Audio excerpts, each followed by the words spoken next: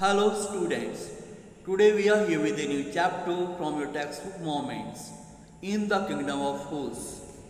In the Kingdom of Whos, the new chapter from your textbook Moment, we are here with that.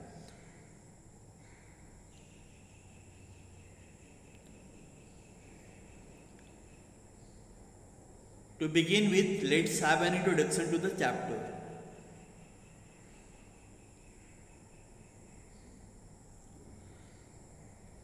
Everyone knows Kannada is a regional language, mainly spoken in the state of Karnataka. This story is a Kannada folktale. Folktale is a story which is passed on from one generation to another. It is taken from the book Folktales from India, written by A.K. Ramanujan. First of all, let us discuss the title of the story, In the Kingdom of Whos, which means the state where people are not so wise, they are not intelligent. In this story, the king, his ministers, and his advisors are fools, stupids. That means that they are not wise and intelligent. When this kind of people rule the kingdom, then what all happens has been told in this story.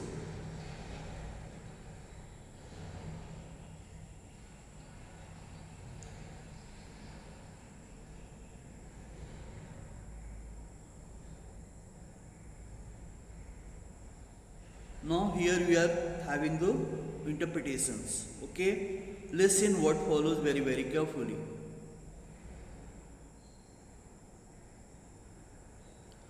In the Kingdom of Whos, the king and his ministers both were unintelligent. The king and his ministers did not want to run their kingdom like other kings did. So they decided to do something different. They started treating nights as day and day as nights.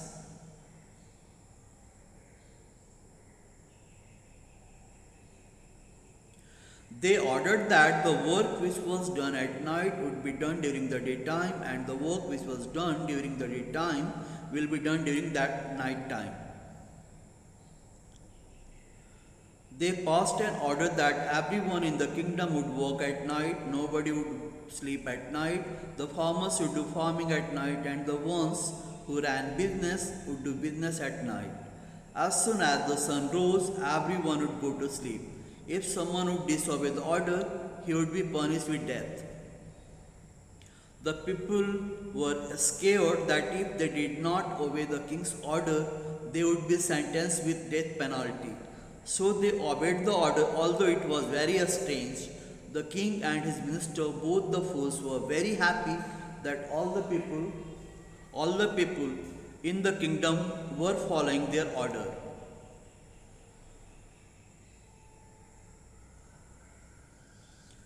One day a saint arrived in the Kingdom of Whos along with one of his disciples. He saw that it was a beautiful city. It was a sunny day but couldn't find anyone around.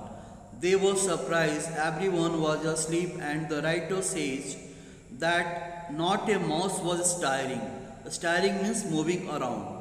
They could not find a single mouse moving around, which means that it was so quiet as everyone, even the tiniest creatures. The mice were asleep. The people had taught their cattle to sleep during daytime, so everyone, human as well as animals, was sleeping. These two strangers to the Kingdom of Whos were not aware that this kind of order, these two strangers to the Kingdom of Whos were not aware that this kind of order had been passed by in the city. So they were surprised to see that everyone was sleeping during daytime. They kept on wandering around in the whole city, and as soon as it was night, everyone woke up and started doing their work. Businessmen were doing business and farmers were farming.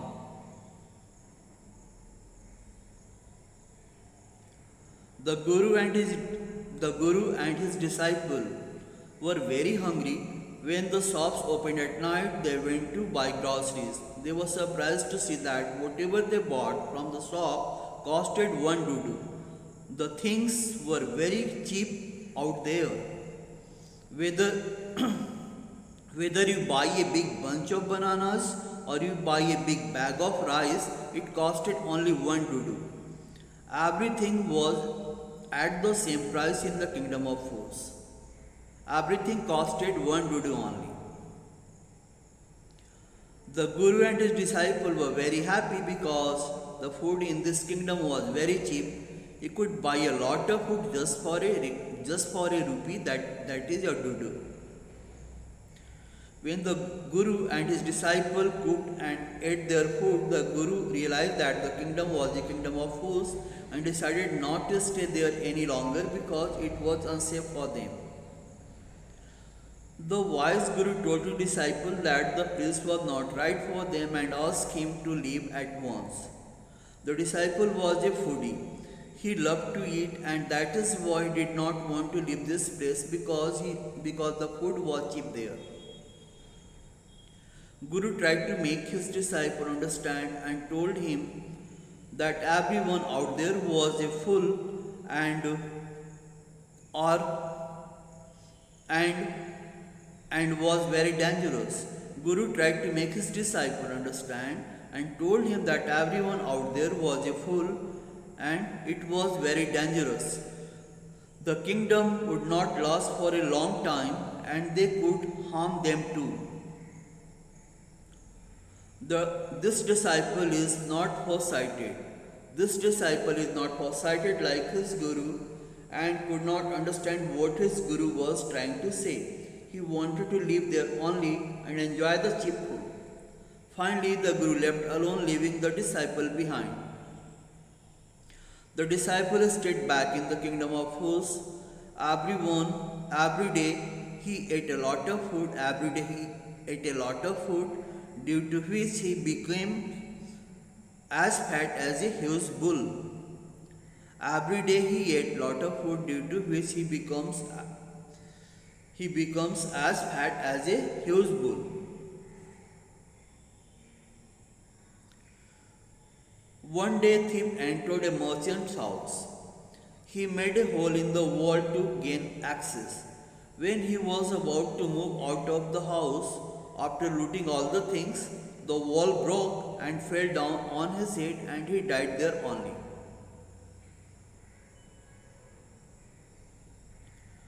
The thief's younger brother went to the king and complained that his brother was following his ancient trade. Although the ancient trade robbing is a crime, while he was working the wall fell on his head and he died. The thief's brother was taking advantage of the king's foolishness. He said that the merchant whose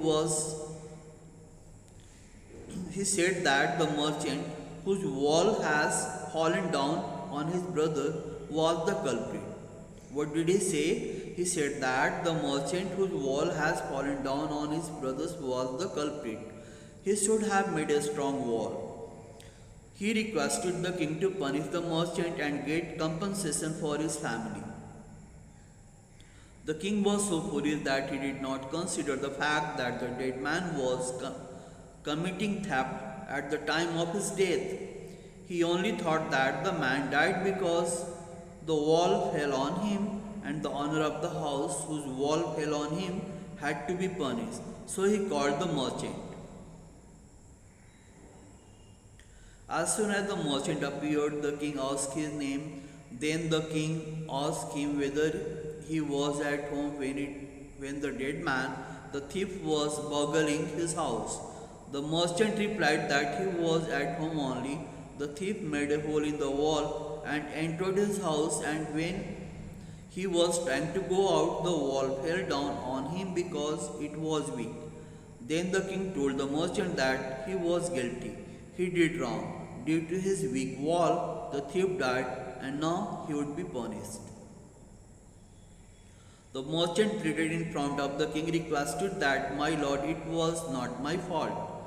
The wall was weak because the person who made the wall did not construct it properly. Hence, you should punish him." And further, he added that the wall was made during his father's time. The person who built it was very old. He knew him as he lived nearby. So the king sends a soldier to call the bricklayer who built the wall.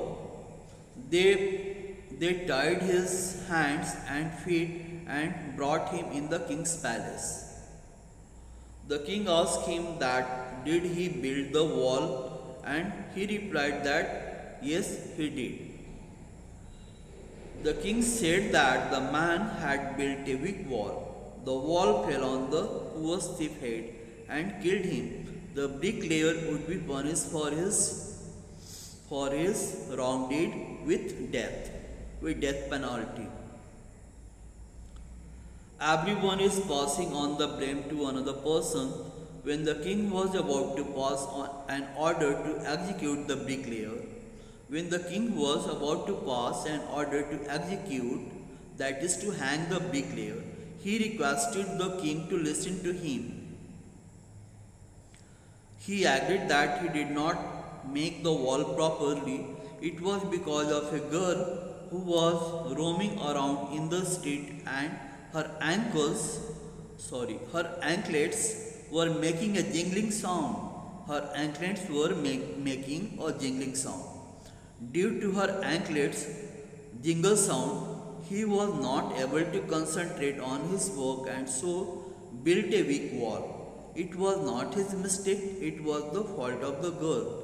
He added that he knew where the dancing girl lived. She should be punished instead of him. The king was satisfied with the bricklayer's explanation. He was convinced with him. He tells that this case is very complicated and will not be able to solve it so easily. He ordered his messengers to get the dancing girl. The dancing girl had become an old woman and she was trembling as she entered the court. The king asked her that many years ago was she dancing and roaming around in the lane while the bricklayer was constructing the wall. Her movement distracted him. She confirmed him. That dancing girl confirmed the king. Then the king told her that as she was roaming around with her anklets jingling, it distracted the bricklayer. Due to this, he could not do his work properly.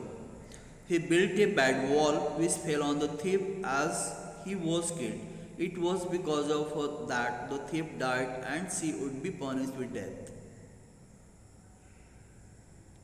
The dancing girl transferred the blame onto another person. She said that she was roaming around in the lane again and again because she had to visit the goldsmith shop. She had given some gold to him to make jewelry out of it. He was a dishonest person. He was making excuses for not making her ornaments in time. He kept on asking her to come after some time. Due to this, she had to go to his house at least a dozen times. So, the dancing girl said that it was the fault of the goldsmith. Further, this dancing girl said that when the bricklayer saw her and got distracted, it was the fault of the goldsmith because of whom she was roaming in the lane again and again. Now the king says that the poor dancing girl was totally right. He thought a lot and finally said that now they knew who the real culprit was. He ordered to bring the goldsmith. The bailiffs in the king's court went in search of the goldsmith and brought him to the court. The goldsmith was hiding inside his shop as he feared being arrested. When he was brought in front of the king, he told his side of the story. He said that the dancing girl was right. He made many excuses and made her visit his shop again and again, but it was not his fault. He had an order from a rich merchant and they had a wedding at their place.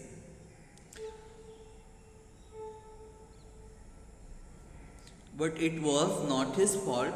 He had an order from a rich merchant and they had a wedding at their place and were in a hurry to get their order, and that is why the dancing girl's work was getting delayed. The king asked the goldsmith to name the rich merchant. The goldsmith said the rich merchant was the same merchant whose house wall had fallen down. The goldsmith said that the merchant was the same merchant whose house wall had fallen down. Justice has come full circle means that the story ended at the same person from whom it had started. The thief died under the wall of the same merchant whose jewelry this goldsmith was making. Once again the merchant was called. He was crying and he knew that the king was foolish and he would give him death sentence. He said that it was not he who had ordered the jewelry. He said that it was not he who had ordered the jewelry, but it was his father. His father was dead and it was none of his fault.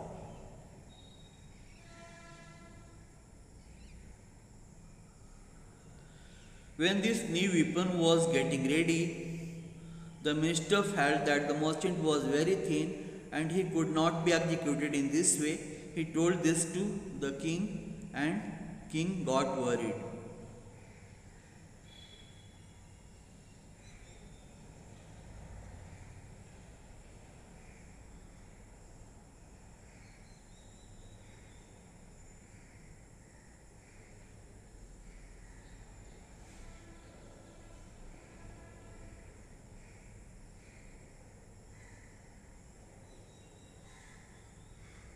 The king,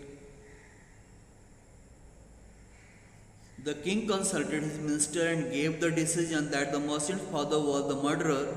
The thief died because of him, as the merchant's father was not alive and someone had to be punished for the crime.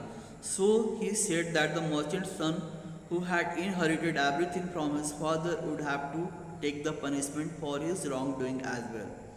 He added that when he had seen the merchant for the first time, at that moment he had a feeling that he was the culprit. The king announced that now the merchant would have to die. And he ordered a new stake to be made ready for the execution. As the servants opened the stake and got it ready for the final impaling of the criminal, it occurred to the minister that the rich merchant was somehow too thin to be properly executed on the stake. He appealed to the king's common sense. The king too worried about it. A stake is a post with a sharp pointed end used to pierce through something. The king got an idea that they should catch hold of a man who was fat enough to be executed with the stake.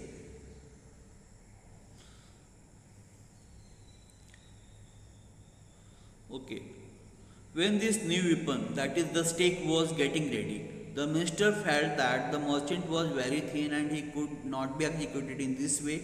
He told this to the king and king got worried. The king got an idea that they should catch hold of a man who was fat enough to be executed with the stake. The merchant would not be put to death because he was too thin to be executed with the stake. They thought of punishing another person. They thought of punishing another person instead of the merchant, one who was fat enough to be executed with a stake. Finally, the king sent his servants around the kingdom to look for a man who was fat enough to be executed with the stake. They found the Guru's disciple who had become very fat because of overeating. The disciples said that he was a sannyasi, he had not done anything wrong, he was innocent.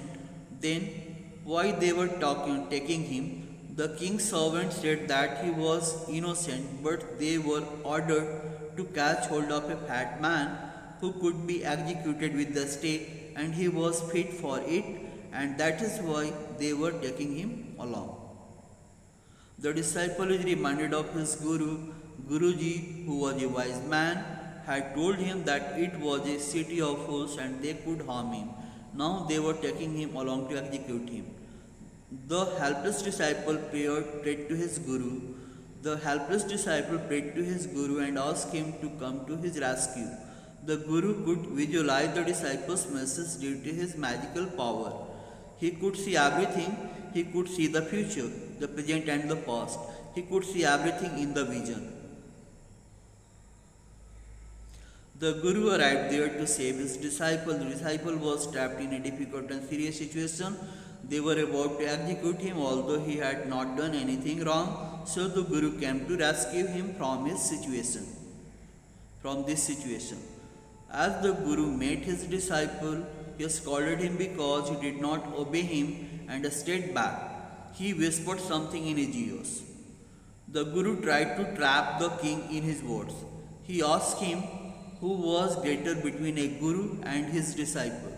The king replied that of course the Guru was greater. The Guru said that for this reason the king must execute him before executing his disciple. When disciple heard his Guru's words, he started shouting that he wanted to die first. When the Guru and disciple started arguing that one would be the first, when the Guru and disciple started arguing that who would be the first, who would die first, the king got confused. He asked the Guru that why did he want to die. They had caught the disciple because he was fat and they wanted a fat man who could be executed with the stake. The Guru refused to reply. He said that he wanted to die before his disciple died. The Guru asked the king to promise him that he could execute him first if he told him the secret about why he wanted to be executed first. The king promised that he would execute him first. Then the Guru took the king aside and slowly told him that they had roamed around the whole world but had not seen a city and a king like him. He added that the stake which they would use to kill the disciple was the stake of justice, as it was new, it had not killed any criminal. Further, he said that the one who would die first on this stake would be reborn as the king of the kingdom. By telling all this, he is trying to trap the king. Got it? That is, Guru said that the one who would die first on this stake would be reborn as the king of the kingdom. The one who would die next would be reborn as the minister of the kingdom. The Guru added that he was tired of the life of a sannyasi. The Guru added that he was tired of the life of a sannyasi. He and his disciple wanted to live the life of a king and a minister. So he says that the king execute him first so that he is reborn as a king, and after him his disciple be executed so that he is reborn as a minister. After listening to the Guru, the king was in deep thought. He did not want that in the next life his kingdom be sanctioned away, be snatched away. After listening to the Guru, the king was in deep thought. He did not want that in the next life his kingdom be snatched away from him. He did not want that in the next life his kingdom be snatched away from him. He discussed this with his minister. The king told his minister that he did not want that in the next life his kingdom be taken away. He added that the person was a holy man and holy man did not speak lies.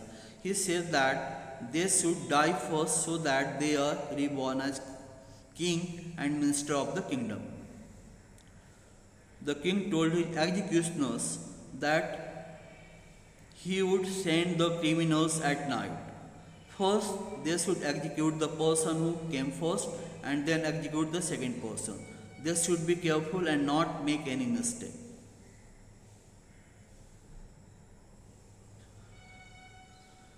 At night, the king and his minister went to the prison where the Guru and his disciples were kept. They wore the clothes of the Guru and his disciples so that they resembled them.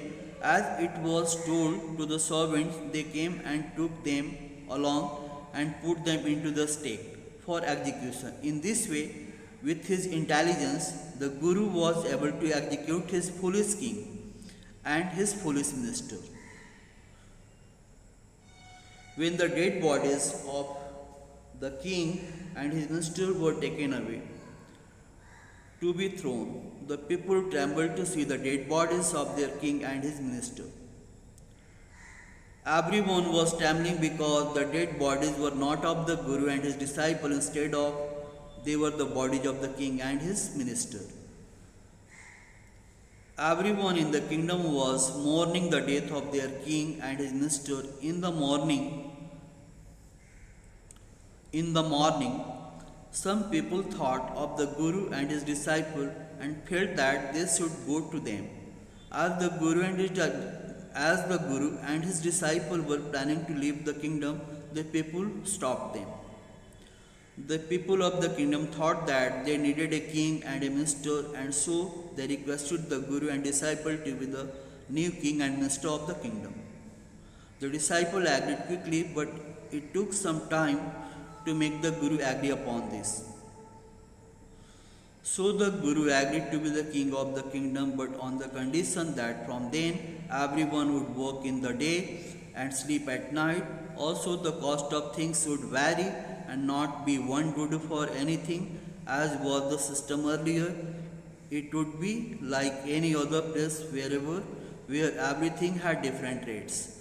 Finally, the Guru converted the kingdom of fools into a normal kingdom.